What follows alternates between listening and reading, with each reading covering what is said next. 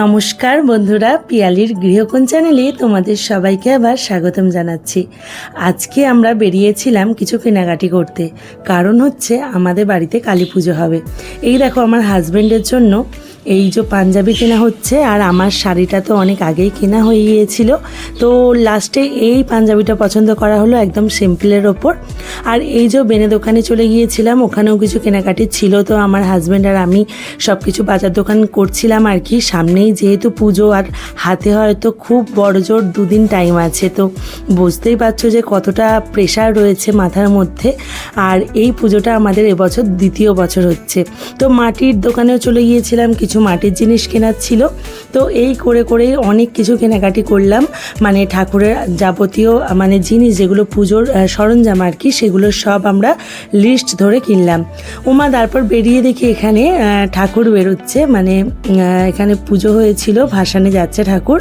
তো দেখো এখানে রাস্তায় বেশ ভিড় জমেছে, আর খুব সুন্দর বেশ ওরা নাচছিল। এই দেখো এখানে যে শিবের একটা গান চলছিল, আর এই যে মাথার থেকে আগুন বেরোচ্ছিল, এটা এর আগেও দেখেছিলাম, তো এবারেও দেখলাম একই জিনিস, তো ভালো লাগলো বেশ। আর সন্ধ্যাবেলা যেহেতু বেরিয়েছিলাম, তো অনেক লোকজনও ছিল, রাস্তাঘাটে ভিড় ছিল ভালো।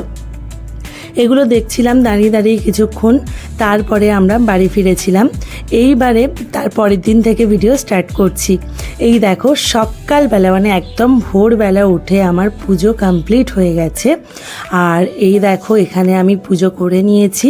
আমাদের এখানে কিন্তু সকাল 6টা থেকেই ফুলের দোকান খুলে যায়, আর আমার শ্বশুরমশাই এই ফুলগুলো এনে দিয়েছিলেন, বাদবাকি তো আমার গাছের ফুল ছিল, মালাগুলো আর কি এনেছিলেন, তো সকাল 6টার মধ্যে এনে দিয়েছিলেন।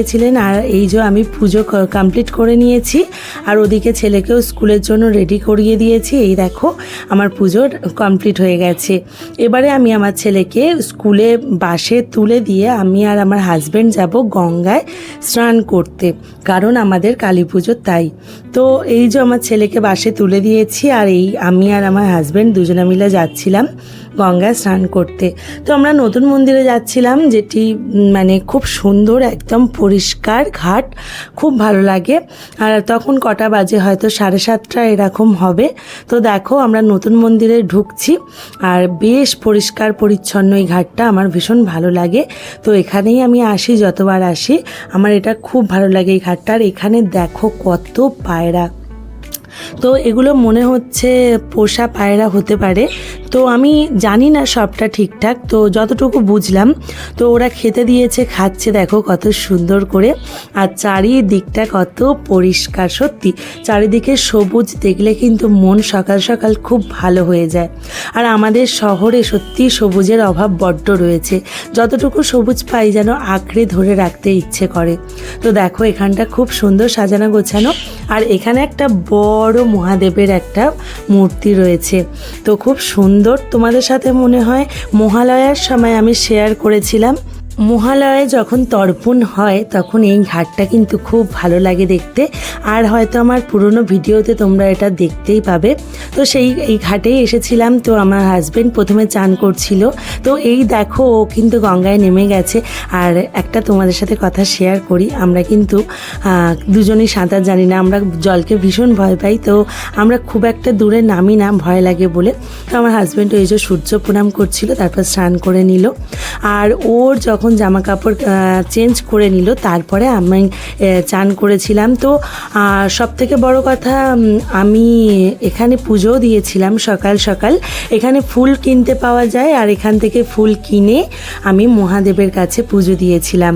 তো দেখো চারিদিকের পরিবেশটা এত সুন্দর, চারিদিক সবুজ, আর তার সাথে গঙ্গার ঠান্ডা হাওয়া, হয়তো বুঝতে পারছো তোমরা কতটা সুন্দর লাগছিল সেই সময়। আর এত ভিড় ছিল না, আমাদের যে মেয়েদের ঘাটটিতে হয়তো 1জন কি 2জন ছিল, যার জন্য ভীষণ ভালো লাগলো।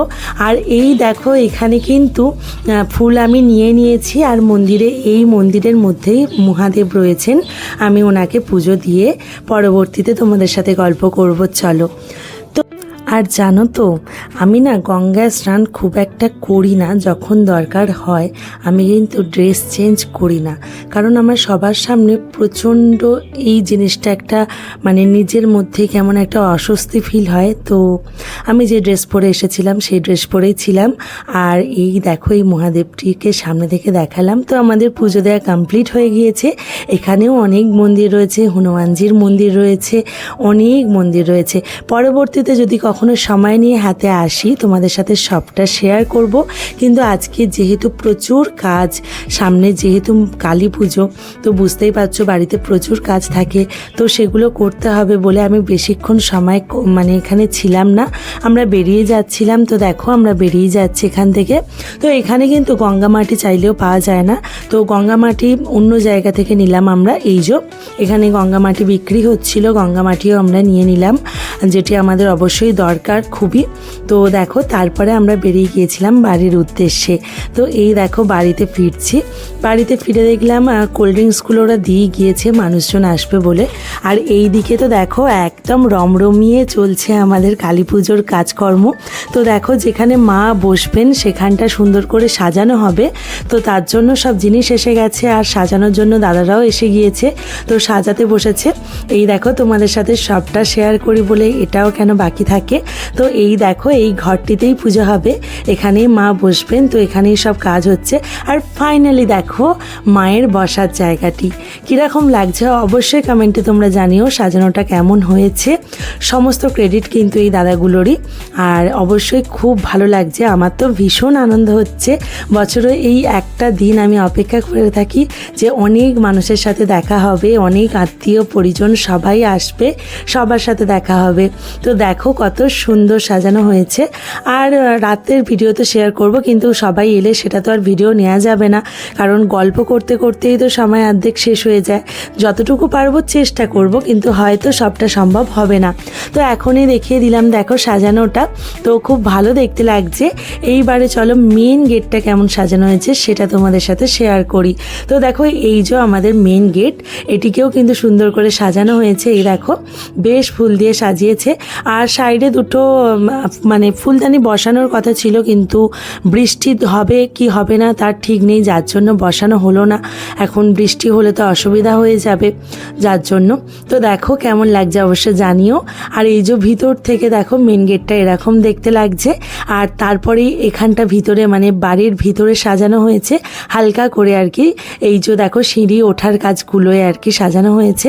আর তারপরেই চলে আসে প্যান্ডেল। হ্যাঁ অবশ্যই প্যান্ডেলের দরকার, যেহেতু গরমকালে হচ্ছে, ঝড় বৃষ্টি হতেই পারে, আর এখানে তো মানুষ সবাই এসে বসবে, যেহেতু মায়ের এখানে পুজো হবে। আর খাওয়া দাওয়ার ব্যবস্থা তো অন্য জায়গায়, মানে আমাদেরই আরও একটা জায়গা রয়েছে, ওখানে করা হচ্ছে।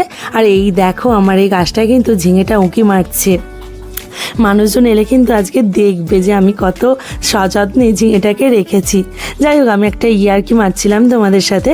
তো এই দেখো প্যান্ডেল বাঁধা কমপ্লিট। তো আমার ভিডিওটি কেমন লাগলো অবশ্যই জানিও, ভালো লাগলে সাবস্ক্রাইব করো, বন্ধুদের সাথে শেয়ার করো। পরবর্তীতে মায়ের আশা থেকে শুরু করে সব ভিডিও শেয়ার করব। সবাই ভালো থেকো।